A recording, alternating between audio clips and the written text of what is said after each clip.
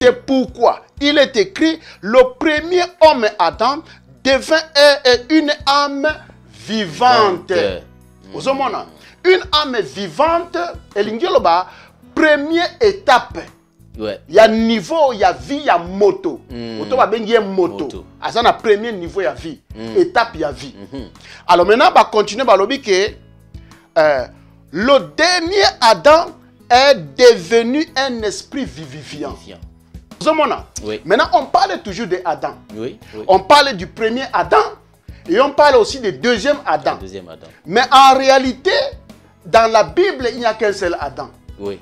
Est-ce que vous comprenez? Oui, oui. Alors, si tant que vous utilisez le langage Oyo, le premier Adam et le deuxième Adam, vous symboliser la première étape, il y a vie à moto, la deuxième étape, il y a vie à moto. Oui. C'est-à-dire, le premier Adam, c'est un homme ordinaire. C'est-à-dire, Ndenge Yozali, c'est-à-dire qu'il n'a pas encore atteint le réveil.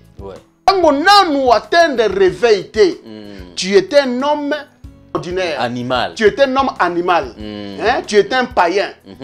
Première étape, il y a vie à moto. C'est ça.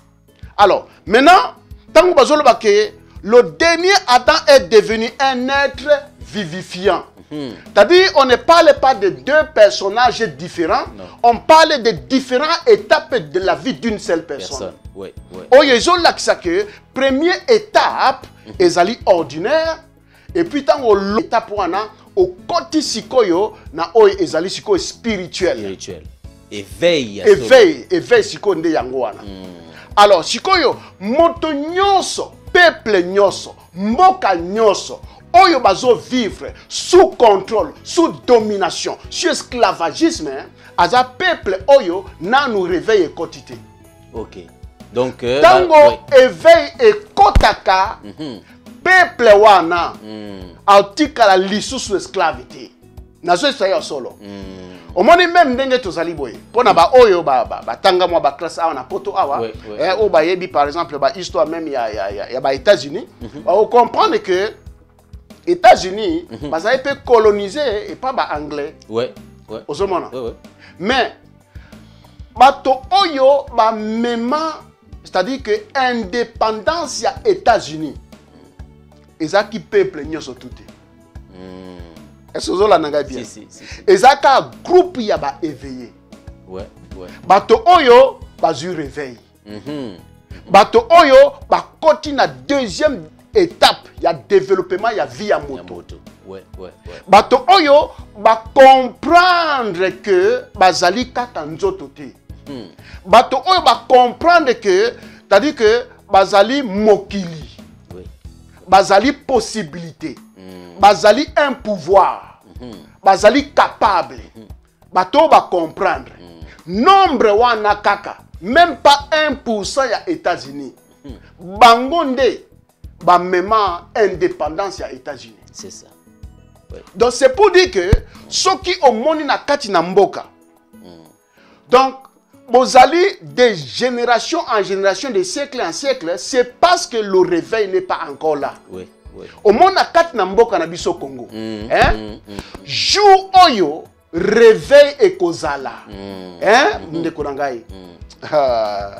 Au monde dernièrement na expliquer ki awa.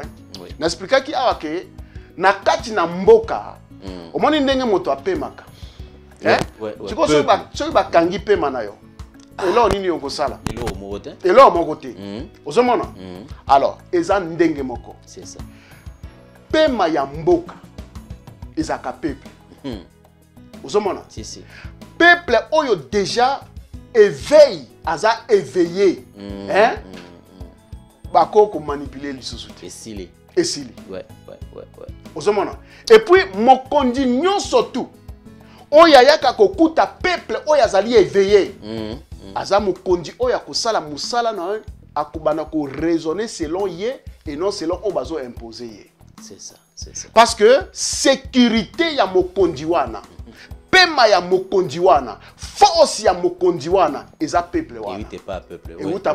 Ouais. Donc ceux qui les là ont remarqué même et pas na biso, ba kondi mboka, baza na position mon côté, baza na pouvoir te parce que baza na pema te. Oui. Pe mana ezali peuple.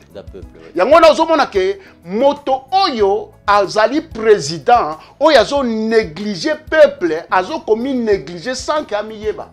Oui. Na repesa exemple moko. Et loko moko est le cas récemment na Turquie. Oui, oui. Président en Turquie a kené soki vacances. Alors ba généraux ba s'organiser pour ba sala coup d'état. Nani yo ba sauva qui est. Peuple ndé. Oui, oui, oui. Osomona. Tango ba char wana ba telemisi ba char. Peuple abimi na balabala. Char ekolikate. Siko ba soda ba usani. O mataliko la peuple et l'autre côté. Osomona. Donc mo kondi nyonso tout oyo azana pouvoir. Soki a sécuriser na nous peuple na yete. Ye moko azana sécurité te. Ouais, ouais, ouais, ouais. Osomona. Ye moko azana pemate. Ye moko azana pouvoir mon côté. Ye moko azana l'autre côté. Tango monaka ba président o ba yaka na ba mboka na biso, bazo loba bazo sala on dirait bazana force, eza par rapport à niveau ya peuple. Oui, oui, oui, oui. Parce que peuple nyonso mboka nyonso tout énergie ezalaka peuple. Si, si. Alors, maintenant, pendant qu'on zonga que et loko ba bengi réveil nanu tozwa yango te. C'est ça, c'est ça, c'est ça. Ozomona, nanu tozwa réveil te. Alors que l'église de réveil, ça fait déjà plus de combien d'années? Combien des années ezali wana? La preuve en est que Batowana, Oyo bazo diriger ba église de réveil et même ce sont des païens. Voilà, ils bazana nous éveiller. Bazana nous éveiller. Ouais. Papa Douro, moni makamo nazo expliquer awa. Omoni moto aza éveillé. Hein? Akoko lobate que Yesu akozonga comme un personnage bo aya. Jamais ça ne pourra jamais exister. C'est comme moto azo utiliser langage wana. Aza moto o na nous aza éveillé. Aza éveillé. Osomona, aza un homme ordinaire. Osomona, aza na nous moto oyo ba bengi un homme adamique. Ouais. Hein? Ouais. Tiré de la terre. Alors, maintenant, tant que bazo expliquer makambo oyo awa, balobi que mais hein, après avoir kolobake, c'est pourquoi il est écrit le premier homme Adam devint une âme vivante. Le dernier Adam est devenu. Est devenu, c'est-à-dire c'est toujours la même chose. Même personne. Qui est devenu. C'est-à-dire au long de la première étape, au côté de la deuxième étape. Bazo parler sur évolution, il y a vie à moto. Ok. Et non de deux personnages.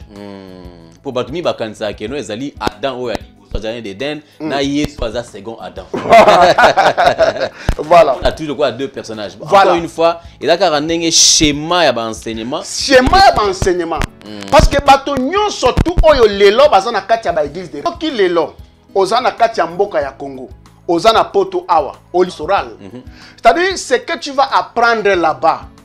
Ezaka eloko eza en accord na schéma. C'est ça. Donc tu peux pas aller à l'encontre. Au koko raisonner libanda ya schéma te. Okozalaka toujours na kati ya schéma. Olobi okende na théologie. Théologie wana bato o basala yango quand même bato wana ne ba créer ba schéma. C'est-à-dire tango yo ko bima kuna. Okozala na message mosusu te en dehors ya oyo ezalaki déjà classé. Ouais, ouais, ouais. Ozomona. Yango no mona bato baloba ke soki omoni moto azo tombola Yesu te, azo kumisa Yesu te, moto wana azali suspect, moto wana aza antichrist. Donc eza faute na été. Non, eza schéma. Eza schéma ndenge etrasa. Parce que ko bima libanda makambo wana te. Mais finalement pe mutazo kabiso pour na bosunga ba bazo kabiso na banda kuna bango. Oui. En fait, tu dois comprendre très bien en tout cas Mosali Nzambe que awa tozo le bazo le deux personnages étaient deux Adam te, ba le bela kaka deux étapes dans la évolution à moto. Voilà. Mais tout le monde a fait quelque part, c'est comme si la naissance pèse à la rami balé. Voilà. Tout le monde a naissance pèse à la mi balé. Naissance il y a Adam liboso, naissance il y a Adam mi balé. Voilà.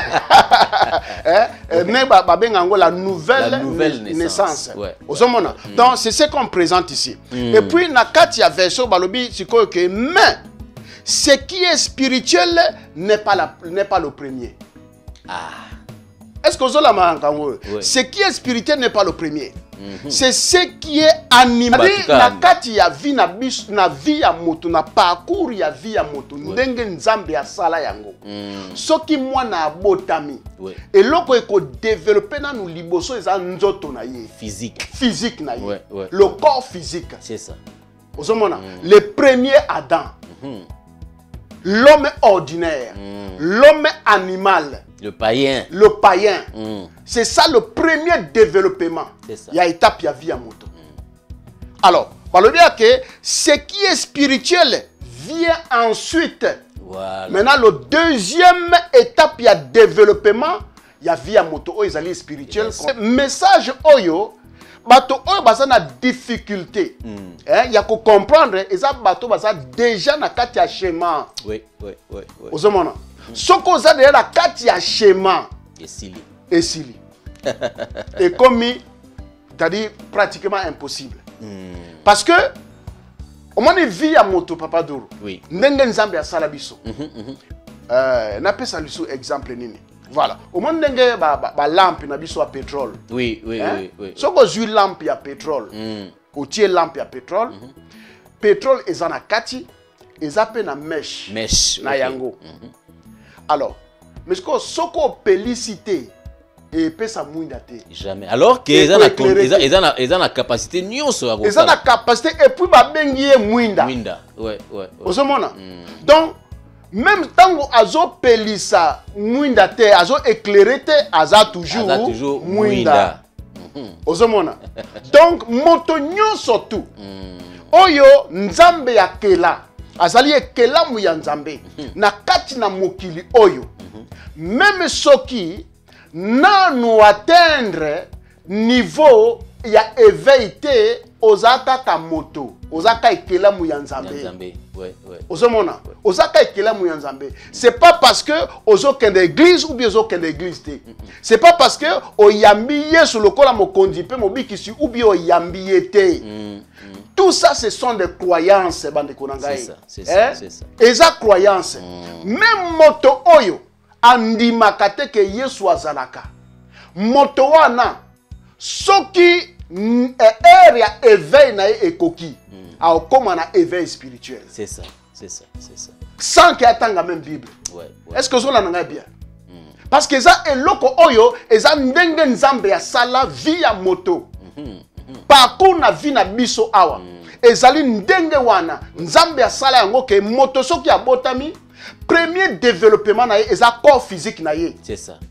Alors puisque l'homme a double nature, alors deuxième développement na ye et kozala o ezali spirituel. Spirituel, c'est ça. Parce que spirituel est opéra kanakati ya corps physique. Tout à fait. Alors maintenant si le corps physique n'est pas développé, l'esprit aussi ne pourra pas se développer, ne pourra pas aussi agir. Tout à fait. Donc l'angona balobi ok.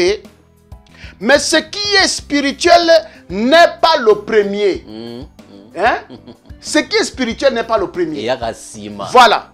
C'est ce qui est animal. Yango les a premier. Ce qui est spirituel vient ensuite. Après. Alors, vient ensuite, c'est ce qu'on appelle le réveil. Hein? Et vient ensuite, c'est ce qu'on appelle la résurrection des morts. Pourquoi la résurrection des morts? Ezali ndenge na pesi exemple awa mwinda ya pétrole. Eza na pétrole na kati. Eza na mèche na kati, mais ezo pesa lumière te. Ozomona. Donc moto oyo nanu akoti na kati ya éveil te, c'est-à-dire c'est un homme qui est inactif. Voilà. Ozomona. Azali na ba trésor na kati na ye. Azali na force na kati na ye, azali na capacité na kati na ye, mais il n'est pas opérationnel. C'est ça. Alors pour na ba sage ya kala, ba comprenez que moto oyo aza opérationnel te, c'est un mort. Parce que moto oyo baju métaphore à un mort. Pourquoi?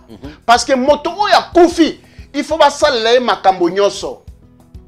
Alors moto oyo nanu atteindre niveau na yete à cause de la toujours sous domination et sous contrôle ya bato mosusu. Aza kokufa.